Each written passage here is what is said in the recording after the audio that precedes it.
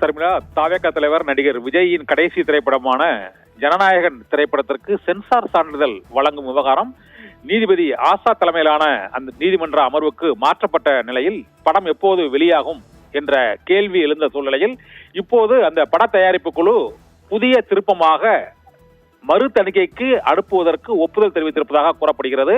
இதனால் அந்த திரைப்படத்தில் இடம்பெற்றுள்ள மதம் தொடர்பான காட்சிகள், டிஃபென்ஸ் துறை சார்ந்த காட்சிகள் ஆகியவற்றை நீக்குவதற்கு ஒப்புக்கொண்டு மறு தணிக்கைக்கு அனுப்ப சம்மதித்திருப்பதாக தகவல்கள் வெளியாகி இருக்கின்றன. இதனால் மீண்டும் நீதிமன்றத்துக்கு சென்று நீதிமன்ற உத்தரவுக்கு பின்னர் சென்சார் சான்றிதழுக்கு அவர்கள் விண்ணப்பிக்க வேண்டும் என்ற உத்தரவை உயர்நீதிமன்றம் பிறப்பித்திருந்தது. இப்போது அதற்கு மாறாக ஒரு புதிய திருப்பமாக மறு தணிக்கைக்கு ஒப்புக்கொண்டு விட்டு நீதிமன்ற வழக்கை வாபஸ் வாங்கும் முடிவில் அவர்கள் இருப்பதாக கூறப்படுகிறது.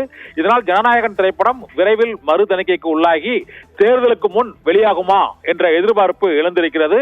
நீதிமன்ற நடைமுறைகளுக்கு சென்றால் அது சட்டமன்ற தேர்தலுக்கு பின்னர் தான் வெளியாவதற்கான வாய்ப்புகள் இருக்கக்கூடும் என்பதால் முன்னரே ஜனநாயகன் திரைப்படத்தை வெளியிடுவதற்காக மறு தணிக்கைக்காக அதை சென்சார் போர்டையே அணுகலாம் என்று பட தயாரிப்பு குழு முடிவு செய்திருப்பதாக கூறப்படுகிறது. இதனால் முறைப்படி KVN புரொடக்ஷன்ஸ் நிறுவனம் ஜனநாயகன் திரைப்படத்தை மறு தணிக்கைக்கு அனுப்புவதற்கு சம்மதம் தெரிவித்து அதற்கான விண்ணப்பத்தை அளிக்க இருப்பதாகவும், இதனால் மறு தணிக்கை செய்து விரைவில் அந்த சென்சார் சான்றிதழ் ஜனநாயகனுக்கு வழங்குவதற்கான நடவடிக்கைகள் மேற்கொள்ளப்படும் எனவும் எதிர்பார்க்கப்படுகிறது.